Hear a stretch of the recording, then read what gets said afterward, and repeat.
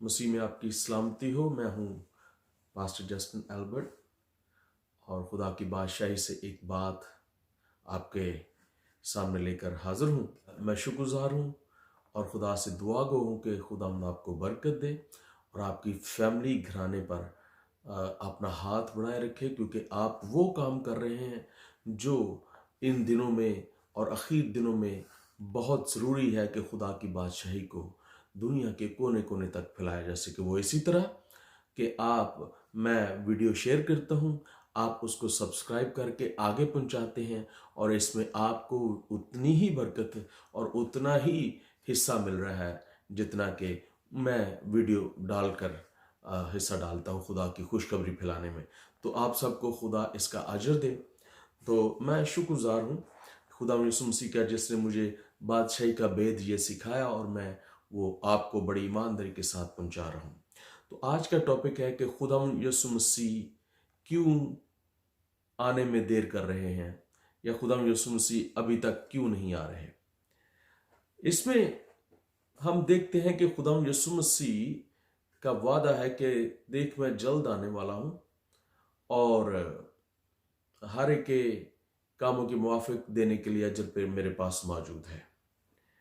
और दुनिया बेरारवी का शिकार हो चुकी है, हर तरह से बेयकीनी है, तारीकी है, ठोकरें हैं, भूख है, प्यास है, बीमारियां हैं, तंगी है। ये सेम वही वक्त है जो यीशु मसीह के 2000 साल पहले आने के वक्त हुआ, जब उसने अपनी ज़मीनी खिदमत का आगाज़ किया।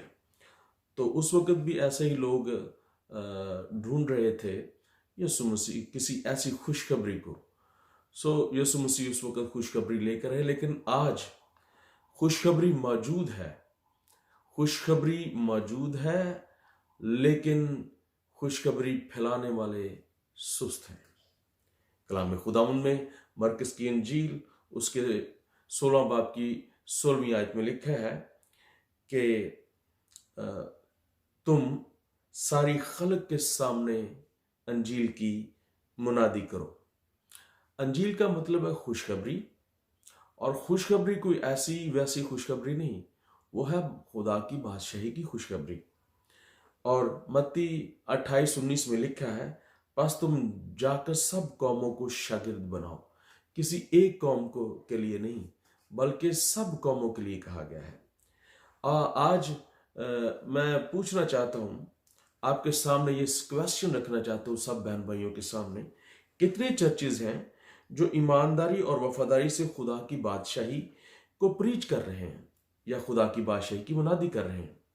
याद रखें कि वो खुशहाली को प्रीच करते हैं, शिफा को की मुनादी करते हैं, ईमान की मुनादी करते हैं, नजात की मुनादी करते हैं, सलीब की मुनादी करते हैं, नई नई ज़बानों के बारे में, रूल कुदस के बारे में।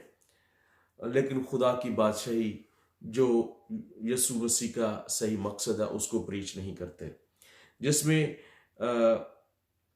उन सारे इश्यूज का हल मौजूद है। जितने भी इश्यूज चर्चेज में प्रीच किए जाते हैं उनका हल एक ही है कि बादशाही को प्रीच किया जाए। यीशु मसीह ने कहा कि पहले ढूंढो तुम उसकी बादशाही, तो ये सारी चीजें जिनको आप इशू बनाकर इसको डिस्कस करते हो, ये सब कुछ मिलता जाएगा, क्योंकि लिखा है कि तुम्हारा बाप तुम्हारे मांगने से पहले जानता है कि तुम्हें क्या दरकार है। लेकिन जरूरी यह है कि हम उसकी बादशाही को जानें, बादशाही को समझें। वो ही खुशखबरी है, एक ही खुशखबरी। और यीशु तब ही आएगा कि जब तक ये बादशाही की खुशखबरी तमाम दुनिया में न फैल जाए। मत्ती 24:14 में लिखा है कि आसमान की बादशाही की खुशखबरी जब तक तमाम दुनिया में न फैल जाए, ताकि सब कौमों के लिए गवाही हो, फिर खात्मा होगा, यानी फिर यीशु मसीह का आना होगा। और जनरली स्पीकिंग के चर्च अपनी जिम्मेदारी पूरी करने में नाकाम नहीं तो सुस्त जरूर है। अगर अपने इर्द गिर्द नजर दौड़ाएं तो हकीकत सामने आ जाएगी। कितने लोग हैं इसी आस में हैं कि उनको कोई खुशखबरी मिले और वो खुशखबरी एक ही है, वो है यीशु मसीह का आना और बादशाही का कायम होना। खुदावंद जानता है कि ज़मीन पर इंसान की क्या ज़रूरत है और क्या ढूंढ रहा है। उनकी निजात बादशाही के पैगाम में ही मौजूद है। आप जानते हैं कि जब निकोदेमुस यीशु मसीह के पास आए तो उसने कहा कि मैं क्या करूं कि आसमान की बादशाही में दाखिल हो सकूं। यीशु मसीह ने निजात का एक पैगाम उसको दिया कि जब तक तू नए सिरे से पैदा ना हो। तो हम जानते हैं कि बादशाही के पैगाम के अंदर हर एक पैगाम मौजूद है। खुदा यीशु मसीह की ज़मीनी खिदमत के दौरान उसने सिर्फ और सिर्फ बादशाही को प्रीच किया, और आप देखते हैं कि उसने हर एक इशू को एड्रेस किया। मत्ती की अंजील उसके 9वें बाब की 35वीं आयत में कुछ यूं लिखा है, यीशु सब शहरों और गांव में फिरता रहा और उनके इबादत खानों में तालीम देता और बादशाही की खुशखबरी की मुनादी करता और हर तरह की बीमारी और हर तरह की कमजोरी दूर करता रहा। और जब उसने भीड़ को देखा तो उसको लोगों पर तरस आया, क्योंकि वो उन भेड़ों की मानद जिनका चरवाहा ना हो, खस्ता हाल और परागंदा थे। तब उसने अपने शागिर्दों से कहा कि फसल तो बहुत है, मजदूर थोड़े हैं। बस फसल के मालिक की मिन्नत करो कि वो अपनी फसल काटने के लिए मजदूर भेजे। हमने देखा कि फसल बहुत है, यीशु मसीह ने तब से ऐलान कर दिया, लेकिन मजदूर थोड़े हैं। दूसरे लफ्जों में यीशु मसीह का मकसद ये था कि ऐलान किया जाए कि फसल तैयार है, पक चुकी है, काटने के लिए रेडी है, लेकिन सिर्फ और सिर्फ वो काटने वालों वर्करों का इंतजार में है। और यीशु मसीह भीड़ में घिरे रहते थे और भीड़ उसका पीछा करती, जहां वो जाता वो उसका पीछा कर जाते। वो जो डरे हुए, सहमे हुए, बीमार, दुखी, लाचार, गमगीन, जिनका कोई पुरसाने हाल ना था, वो यीशु मसीह का पीछा करते, क्योंकि उनको एक होप, एक खुशखबरी नजर आती थी, और वो ही बादशाही की खुशखबरी है। वो जो कुछ यीशु के दौर सच पाया जाता था, आज भी वही सच्चाई मौजूद है।